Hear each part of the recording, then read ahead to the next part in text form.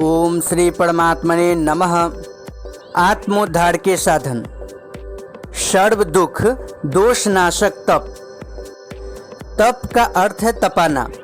तप के द्वारा मन, इंद्रिय और शरीर को तपाया जाता है, इसलिए उसे तप कहते हैं। जैसे सोने को अग्नि में तपाने से उसके सारे विकार जल जाते हैं और उसका निखरा हुआ शुद्ध रूप सामने आ जाता है, उसी प्रकार तप के द्वारा मनुष्य के शरीर, इंद्रिय और मन के सारे विकार नष्ट होकर वे शुद्ध हो जाते हैं। तप का बड़ा भारी प्रभाव और महत्व है। तप से मनुष्य सब कुछ प्राप्त कर सकता है। मुनिवर श्री पराशर जी ने राजा जनक को बताया है, ना प्राप्यम तपसः किंचित त्रैलोक्ये अपि परम तपः। परम तप त्रिलोकी में कोई ऐसी वस्तु नहीं है जो तप से प्राप्त न हो सके। श्री वेदव्यास जी ने भी भीष्म पितामह से कहा है, दुरन्वयम दुष्प्रदर्शम दुरापम दुरतिक्रमम सर्वम वै तपस्याभ्येति तपो ही बलवत्तरम। अर्थात जिससे संबंध स्थापित करना अत्यंत कठिन है, जो दुर्लभ और दुर्लभ है, वह सब तप से सुलभ हो जाता है, क्योंकि तप का बल सबसे बड़ा है। इसलिए केवल तप से ही मनुष्य सारे दुखों और दोषों से संबंध रहित होकर परमात्मा को प्राप्त हो सकता है। सांख्य शास्त्र में आधि भौतिक, अधिदैविक और आध्यात्मिक इन तीन प्रकार के दुखों के अत्यंत अभाव को आत्यंतिक पुरुषार्थ मुक्ति कहा गया है। पशु, पक्षी, कीट, पतंग, मनुष्य, पितर, यक्ष, राक्षस आदि प्राणियों के द्वारा प्राप्त होने वाले दुख को आधि भौतिक दुख कहते हैं। नदी, वर्षा, जल, अग्नि, बिजली, वायु, सूर्य, चंद्र, ग्रह, नक्षत्र और इंद्र आदि देवताओं के द्वारा प्राप्त होने वाले दुख को आधि दैविक दुख कहते हैं। आध्यात्मिक दुख के दो भेद हैं। पहला शारीरिक, जिसे व्याधि कहते हैं। दूसरा मानसिक, जिसे आधि कहते हैं। अंग भंग होना, ज्वर, क्षय, अतिसार आदि या नेत्र, कर्ण आदि की कोई बीमारी होना शारीरिक दुख व्याधि है, तथा मृगी, हिस्टीरिया, उन्माद, चित्त भ्रम आदि रोग होना मानसिक दुख आदि है। इनके सिवा शरीर, वाणी और मन के दुर्गुण, दुराचार, दुर्व्यसन, मल, विक्षेप, आवरण, शोक, भय आदि दोष भी आदि ही है। इन सारे दुखों और दोषों से भली भांति सर्वथा संबंध रहित होना ही वास्तविक मुक्ति है। श्री मनु जी ने शरीर के मुख्य तीन दोष बतलाए हैं। अदत्तानु नामुपादानम, हिंसा च वा विधानतः, परदारोपसेवा च शारीरम त्रिविध स्मृतम। अर्थात बिना दिए हुए अनादि पदार्थों को लेना, शास्त्र विरुद्ध हिंसा और पर स्त्री सेवन, ये तीन शारीरिक दोष माने गए हैं। किसी के दिए बिना ही चोरी, डकैती, ठगी, धोखेबाजी या विश्वासघात से दूसरों की धन संपत्ति, जगह जमीन, मकान आदि पदार्थों को अपने अधिकार में करना अर्थात हड़प लेना अदत्तोपादान है। वैसे तो कर्म के आरंभ मात्र में ही हिंसा होती है, जैसे यज्ञादि शास्त्र विहित उत्तम आचरणों के अनुष्ठान में तथा न्यायुक्त धनोपार्जन में भी हिंसा होती है, किंतु वह हिंसा नहीं है, बल्कि किसी भी प्राणी को अपने स्वार्थ की सिद्धि के लिए या राग द्वेष के कारण कभी किंचित मात्र भी दुख देना शास्त्र विरुद्ध हिंसा है। पराई स्त्री के साथ अश्लील भाव से दर्शन, स्पर्श, वार्तालाप, हंसी मजाक और संभोग आदि किसी भी प्रकार की क्रिया का करना परदारोपसेवन है। ये तीनों शरीर संबंधी दोष है। वाणी के चार दोष बतलाए गए हैं। पारुष्यमनृतं चैव पैशून्यं चापि सर्वशः, असंबद्धं प्रलापस्य वाङ्मयं चतुर्विधम। अर्थात कठोर वचन कहना, झूठ बोलना, चुगली करना और व्यर्थ बातें करना, ये चार वाणी के दोष है। किसी को दिल दुखाने वाली चुभती बात कहना, आक्षेप करना, ताना मारना, कठोर वचन कहना पारुष्य है। बिना देखी सुनी मनगढ़ंत, अप्रामाणिक, मिथ्या बात कहना अनृत है। द्वेष, वैर, क्रोध से या अन्य किसी दुर्भाव से अथवा मनोरंजन के लिए भी किसी के गुणों में दोष लगाना, किसी के अवगुणों को उसके सम्मुख या उसकी अनुपस्थिति में कहना, बदनाम करना, अपकीर्ति करना, चुगली करना पैशून्य है। प्रमाद या अज्ञान से फालतू बकवाद करना तथा अप्रामाणिक व्यर्थ चर्चा करना, असंबंध, प्रलाप है। ये चारों वाणी संबंधी दोष है। मन के 3 दोष यो बतलाए गए हैं। परद्रव्येष्वभिध्यानम, मनसानिष्ट चिंतनम, वितथाभिनिवेशश्च त्रिविधम कर्म मानसम। दूसरे के द्रव्य को हड़पने की युक्ति सोचना, मन से दूसरे का अनिष्ट चिंतन करना और मैं शरीर हूँ इस प्रकार का झूठा देहाभिमान करना, ये तीनों कार्य मन के दोष हैं। दूसरे की जगह जमीन, मकान, धन संपत्ति आदि को किसी भी उपाय से अपने अधिकार में करते रहने की युक्ति सोचते रहना पर द्रव्याभिध्यान है। राग, द्वेष, काम, क्रोध, लोभ, मोह और मूर्खता से किसी भी प्राणी का अहित चिंतन करना अनिष्ट चिंतन है।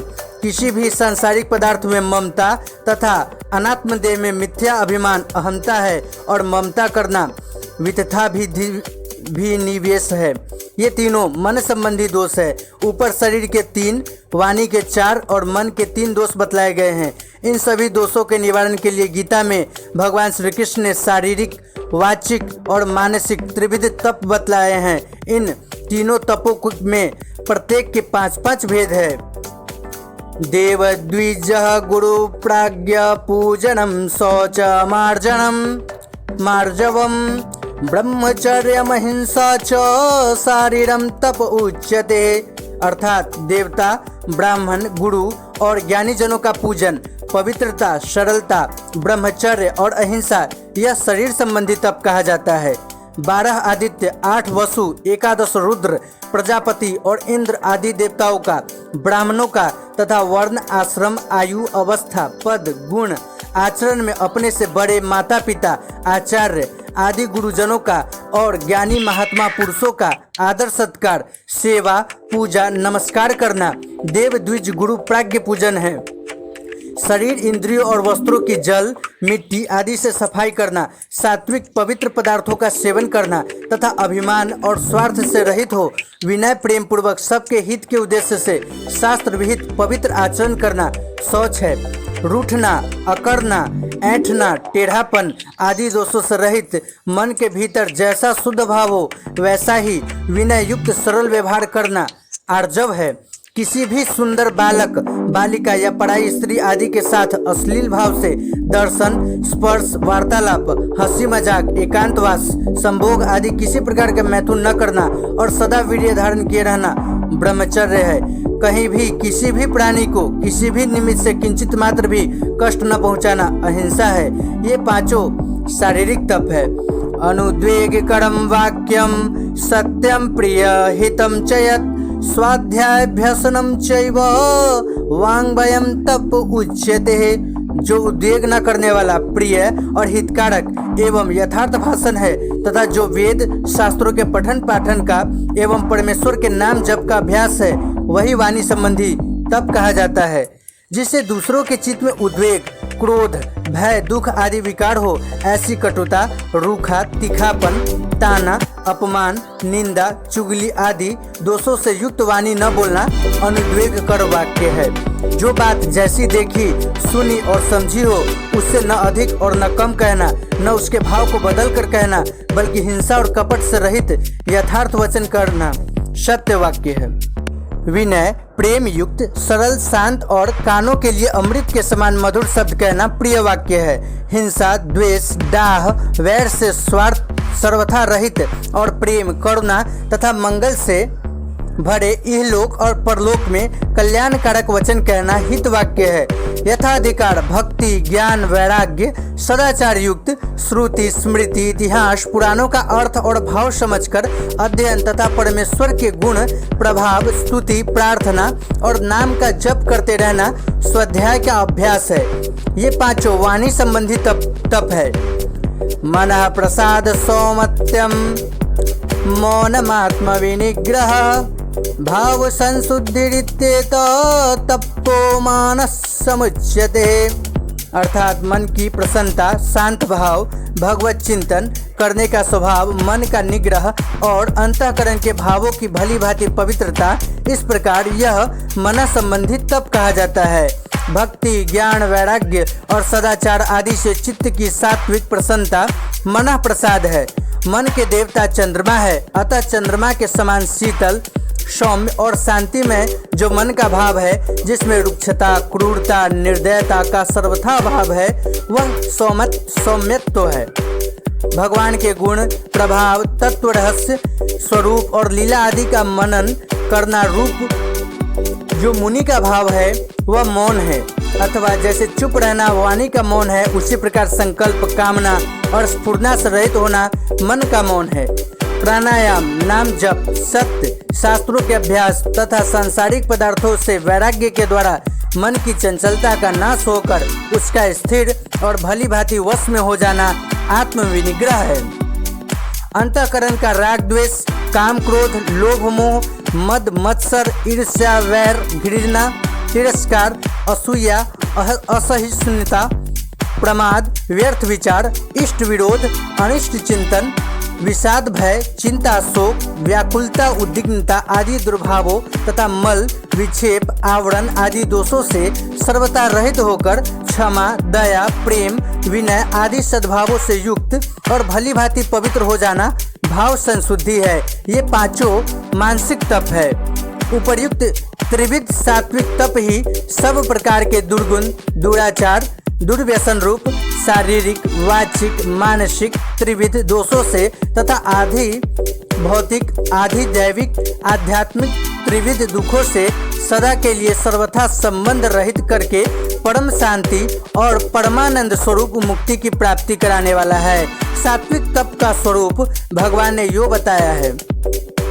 श्रद्धया परया तप्तम तपस्तत् त्रिविधम न रहे अफल कांक्षी भीड़युक्त है सात्विकम परिचक्षते। फल को न चाहने वाला योगी पुरुषों के द्वारा परम श्रद्धा से किए हुए उस पूर्वोक्त 3 प्रकार के तप को सात्विक कहते हैं। जो मनुष्य इहलोक या परलोक के किसी प्रकार के भी सुख भोग अथवा दुख की निवृत्ति रूप फल की कभी किसी प्रकार की किंचित मात्र भी कामना नहीं करता, जिसके मन, बुद्धि, इंद्रिय अनासक्त, निगृहित तथा शुद्ध हो जाने के कारण कभी किसी भी भोग के संबंध से विचलित नहीं हो सकते, जिसमें आसक्ति का सर्वथा अभाव हो गया है, जिसकी तप के महत्व, प्रभाव और स्वरूप के प्रति प्रत्यक्ष से भी बढ़कर सम्मान पूर्वक पूर्ण विश्वास, परम श्रद्धा है, जिसके परिणाम स्वरूप बड़े से बड़े विघ्नों या कष्टों की कुछ भी परवाह न करके जो अत्यंत आदर और उत्साह पूर्वक तप का अनुष्ठान करता रहता है, वह संपूर्ण दुखों से संबंध रहित हो सच्चिदानंद घन परमात्मा को प्राप्त हो जाता है। इसलिए कल्याणकामी पुरुष को उपर्युक्त त्रिविध सात्विक तप का ही निष्काम भाव से कर्तव्य समझकर परम श्रद्धा पूर्वक अनुष्ठान करना चाहिए, क्योंकि मुक्ति के लिए कर्म की उतनी प्रधानता नहीं है जितनी भाव की। कर्म चाहे ऊंचा न हो, कर्ता का भाव यदि ऊंचा है तो उसका फल ऊंचा ही होगा, और यदि कर्म ऊंचा से ऊंचा हो किंतु भाव नीचा हो तो उसका फल नीचा ही होगा। पूर्ण निष्काम भाव से केवल कर्तव्य समझकर अथवा भगवत प्राप्ति की कामना से किए हुए शिल्प, व्यापार एवं सेवा चाकरी आदि लौकिक दृष्टि से छोटे माने जाने वाले कर्म भी महान फल प्रदान करते हैं, और लौकिक फल की कामना से किए हुए यज्ञ, दान, तप, पूजा आदि ऊंचे से ऊंचे कर्म भी तुच्छ फल ही देते हैं, क्योंकि जिस उद्देश्य से जो कर्म किया जाता है उसका वैसा ही फल प्राप्त होता है। जो कर्म स्त्री, पुत्र, धन, मकान, मान, बड़ाई, प्रतिष्ठा अथवा स्वर्ग सुख आदि के लिए किया जाता है, उसके फल रूप में यही नाशवान पदार्थ मिलते हैं। इसी प्रकार जो कर्म भगवत प्राप्ति या आत्मोद्धार के लिए किया जाता है, उसका फल भी नित्य अविनाशी परमानंदमय परमात्मा की ही प्राप्ति होता है। अतएव हमें अपना भाव ऊंचे से ऊंचा विशुद्ध रखते हुए ही उपर्युक्त तप का अनुष्ठान करना चाहिए। जय Shri Ram. Thanks for watching, likes and subscribe.